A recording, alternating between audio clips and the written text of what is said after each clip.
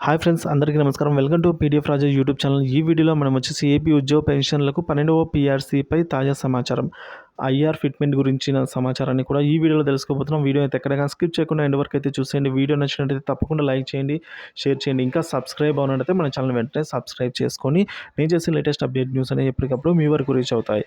ఇక ఐఆర్పై లేటెస్ట్గా ఉన్న న్యూస్ అయితే మనం ఇప్పుడు చూద్దామండి. ప్రతి 5 సంవత్సరాలకు ఒకసారి ఉపాధ్యాయుల పీఆర్సీ వారి ప్రభుత్వ ఉత్తర్వుల్లోనే ఉందండి ఇది.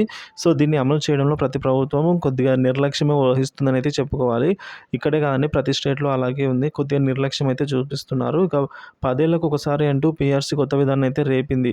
ఇక 5 ఏళ్ల పీఆర్సీ అనే కొత్త డిమాండ్‌లు పరిష్కరిస్తున్న ఉద్యోగుల ఆర్భాటంగా ప్రకటించే పద్ధతి పీఆర్సీ అని అయితే ప్రభుత్వ వాదన. కానీ ఐఆర్ ఎందుకు ఇస్తారన్న విషయానికి అటు సంఘాలు, ఇటు ప్రభుత్వాలు పూర్తి స్థాయిలో చర్చించలేకపోవడం వల్ల సమస్య కొలుకు రాలేకపోతుందండి. దీంతో ఉద్యోగులకు, ఉపాధ్యాయ పెన్షన్లకు అన్యాయం జరుగుతుందని చెప్పుకోవాలి. ఇక పీఆర్సీ అనేది జూలై 1 నుంచి 2023 నుంచి అమలు కావాల్సి ఉండగా, పీఆర్సీ కమిటీ వేశాక సకాలంలో వేతన స్థిరీకరణ జరగకపోతే ప్రతిఫలంగా మంజూరు అయ్యేదాన్ని ఐఆర్ అని అంటాము.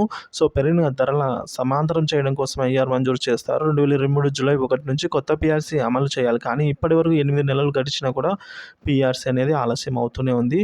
సో, పీఆర్సీ ఆలస్యమైనందుకు మధ్యంతర వృత్తి ఐఆర్ లేదు. ప్రభుత్వం డిసెంబర్లోపు కమిటీ నివేదిక తెప్పించుకోవాలి, కానీ అది కూడా జరగలేదండి. సో, అందుకే ఉపాధ్యాయులు అయితే ఈ విధంగా డిమాండ్ చేస్తున్నా కూడా ప్రభుత్వం పట్టించుకున్నదని అయితే వారు ఈ విధంగా అంటున్నారు. ఇక రిటైర్డ్ ఐఏఎస్ అధికారి డాక్టర్ మన్మోహన్ సింగ్ గారిని అయితే రాష్ట్ర ప్రభుత్వం జూలై 2023 పీఆర్సీ కమిషన్గా అయితే నియమించిన సంగతి మనందరికీ తెలిసిందే. సో, 8 నెలలు గడిచిన తర్వాత సిబ్బందిని నియమిస్తూ 22 ఫిబ్రవరి 2024 మొన్న ఉత్తర్వులు అయితే ఇచ్చిందండి. ఈ ఆలస్యానికి ఉద్యోగులు బాధ్యులు కాదు కాబట్టి మధ్యంతర భృతి ఐఆర్‌ని డిమాండ్ చేస్తున్నారనే విషయాన్ని అయితే ప్రభుత్వం ఒకసారి అయితే దృష్టిలో ఉంచుకోవాలని అయితే ప్రభుత్వ ఉద్యోగులు అయితే భావిస్తూ ఉన్నారండి.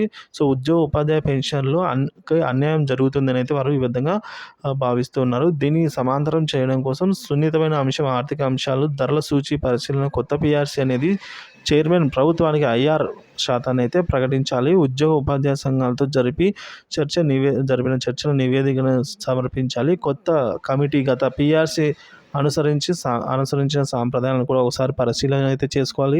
అలాగే 30% కంటే తక్కువ లేని ఐఆర్‌ను ప్రకటించాలంటే ఉపాధ్యాయ సంఘానికి ప్రాతిపదికన అయితే నివేదికను జిల్లాల వారీగా ఇవ్వవలసి అయితే ఉంటుందని అయితే కోరడం జరిగిందండి. సో, పీఆర్సీ పైన ఎప్పటికప్పుడు తాజా సమాచారాన్ని అయితే మన వీడియో ద్వారా, మన ఛానల్ ద్వారా అయితే నేను అందజేస్తూనే ఉంటాను. సో, అందువరకు మన ఛానల్‌ని సబ్స్క్రైబ్ చేసుకొని, పీడిఎఫ్ రాజా యూట్యూబ్ ఛానల్ సబ్స్క్రైబ్ చేసుకొని ఫాలోనే అవుతుండండి. పక్కనే ఉన్న బెల్ ఐకాన్ అయితే ట్యాప్ చేసి ఆన్‌లైన్ నోటిఫికేషన్ అయితే ఆన్‌లో పెట్టుకోండి. Thank you for watching this video.